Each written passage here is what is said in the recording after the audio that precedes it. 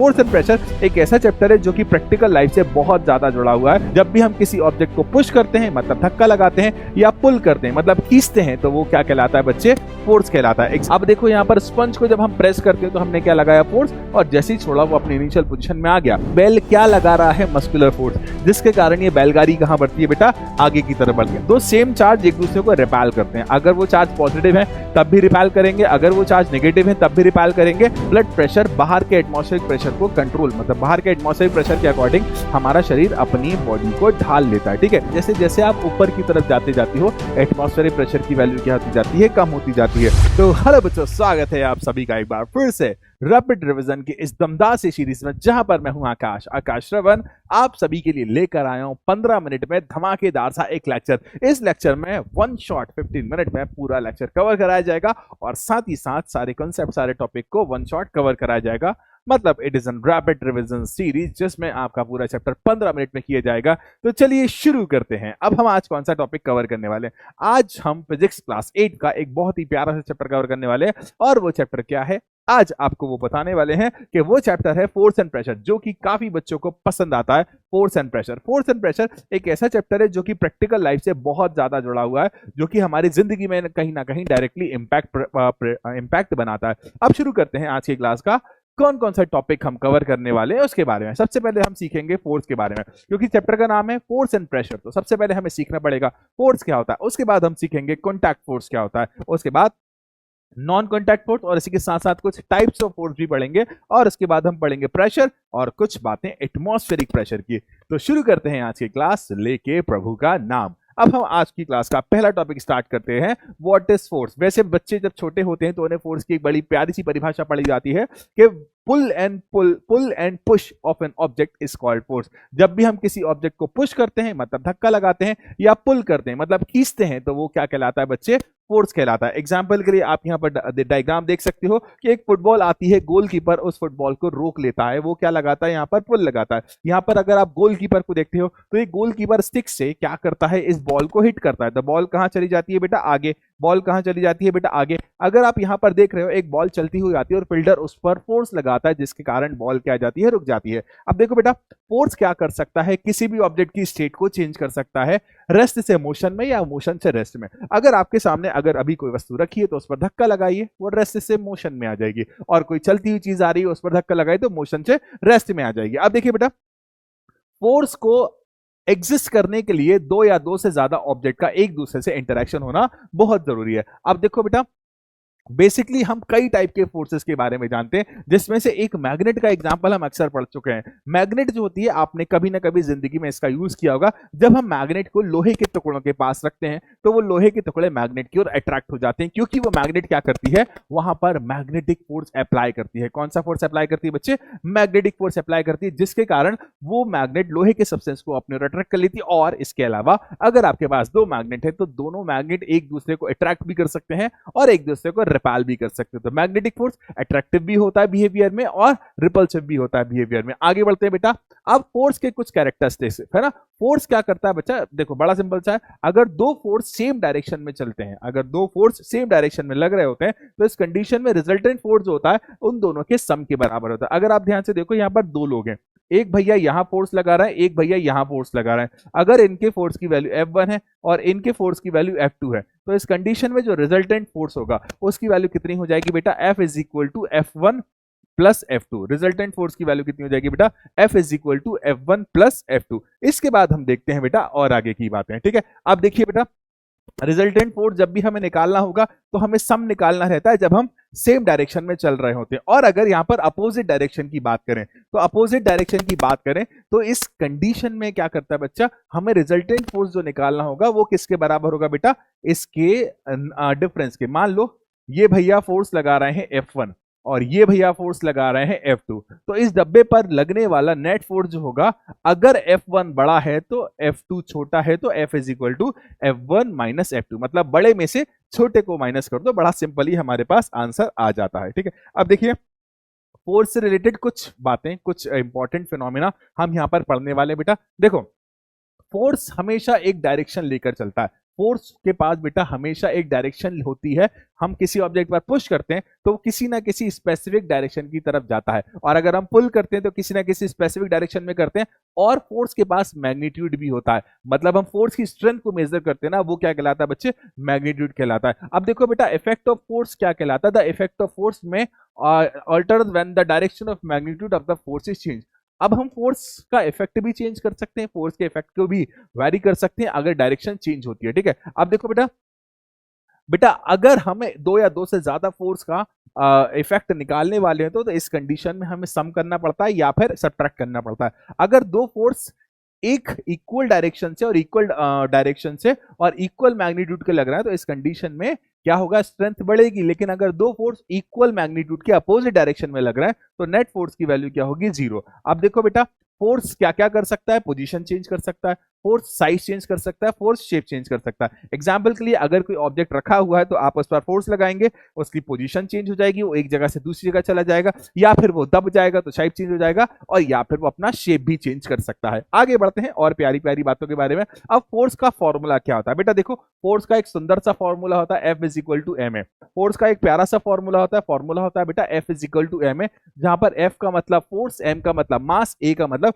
Acceleration है। देखो बेटा फोर्स को मेजर किया जाता है एक ग्रेट साइंटिस्ट न्यूटन के नाम पर, ठीक है। तो फोर्स की जो यूनिट होती है वो यूनिट होती है बेटा Newton, the unit of force is Newton. आगे बढ़ते हैं, फोर्स से रिलेटेड और भी प्यारी प्यारी बातें बढ़ते हैं। जैसे कि आपको यहां दिख रहा है force can change the shape of an object, force किसी भी ऑब्जेक्ट के शेप को चेंज कर सकता है। अगर आप यहां पर रबर देख रहे हो तो दो फिंगर्स की हेल्प से उस रबर को स्ट्रेच किया गया है, और जब दो फिंगर की हेल्प से जब रबर को स्ट्रेच किया गया है तो वहां पर फोर्स ने क्या करा, इसके शेप को चेंज कर दिया। अब देखो यहां पर स्पंज को जब हम प्रेस करते हैं तो हमने क्या लगाया, फोर्स, और जैसे ही छोड़ा वो अपने इनिशियल पोजीशन में आ गया, मतलब ड्यू टू फोर्स इसने अपने शेप को चेंज किया था। और अगर सेम स्प्रिंग के साथ देखते हो, जब आप स्प्रिंग को दबाते हो तो फोर्स लगाते हो, जब फोर्स को रिलीज करते हो तो वो अपने एक्सटेंडेड पोजीशन पर आ जाता है। और आगे बढ़ते हैं बेटा, फोर्स कई टाइप्स के पॉसिबल हैं, जिसमें से हम कॉमनली पढ़ते हैं कॉन्टैक्ट फोर्स और non contact force. Contact force वो होते हैं जिसमें दो बॉडीज के बीच डायरेक्टली कॉन्टैक्ट होता है, और नॉन कॉन्टैक्ट वो होते हैं जिसमें डायरेक्टली इंटरैक्शन तो होता है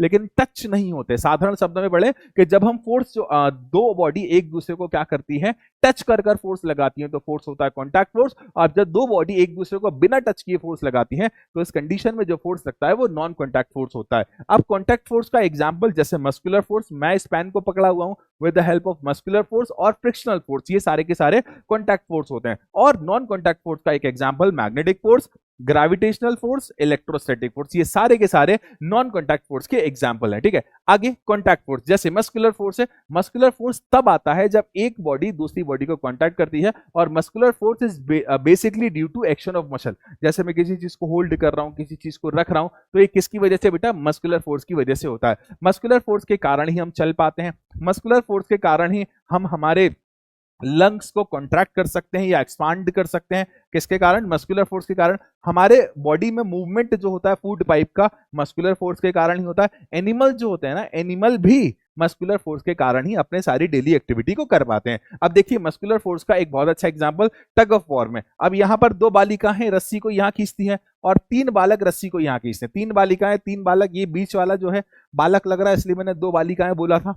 तो ये दोनों रस्सी को खींच रहे हैं, मतलब क्या अप्लाई कर रहे हैं, मस्कुलर फोर्स अप्लाई कर रहे हैं। आगे बढ़ते हैं बेटा, अगर ये भाई साहब देखें बैलगाड़ी चारा लगाया, चारे के ऊपर खुद बैठे हुए, तो बैलगाड़ी, बैल क्या लगा रहा है, मस्कुलर फोर्स, जिसके कारण ये बैलगाड़ी कहां बढ़ती है बेटा, आगे की तरफ बढ़ती है। अब देखिए अगला फ्रिक्शन फोर्स। फ्रिक्शन फोर्स जो होता है बेटा किसी भी ऑब्जेक्ट के मोशन का अपोज करने का काम करता है। फ्रिक्शन फोर्स क्या करता है, किसी भी ऑब्जेक्ट के मोशन का अपोज करने का काम करता है। जब भी कोई ऑब्जेक्ट एक डायरेक्शन में चल रहा होता है, फ्रिक्शन फोर्स हमेशा अपोजिट डायरेक्शन में लग रहा होता है। और फ्रिक्शन फोर्स तभी एग्जिस्ट करता है जब दो बॉडी डायरेक्टली एक दूसरे के कॉन्टैक्ट में होती है। अब तीसरा बेटा, जैसे एग्जांपल के लिए यहां पर बोला है कि एक बॉक्स है, इस बॉक्स पर आपने इस डायरेक्शन पर फोर्स लगाया है ना, मतलब आप इस डायरेक्शन में मूव करना चाहते हो, तो फ्रिक्शन फोर्स कांटेक्ट सरफेस पर अपोजिट डायरेक्शन में लगेगा। जहां पर दोनों एक दूसरे को कांटेक्ट कर रही हैं उसके अपोजिट डायरेक्शन में लगेगा। हमेशा याद रखिएगा जिस डायरेक्शन में मोशन है उसके अपोजिट डायरेक्शन में फ्रिक्शन फोर्स एक्ट करता है। आगे अगला है हमारा बेटा एयर रेजिस्टेंस, ठीक है। एयर रेजिस्टेंस को दूसरे शब्दों में हम ड्रैग से भी कहीं कहीं मेजर करते हैं, ठीक है। अब देखो जब भी कोई ऑब्जेक्ट फ्लाई करता है या फिर किसी भी फ्लूइड में या फिर एयर में चल रहा होता है तो इस कंडीशन में एयर भी सरफेस के कांटेक्ट में आती है, तब भी वहां पर कुछ ना कुछ रेजिस्टेंस लगता है।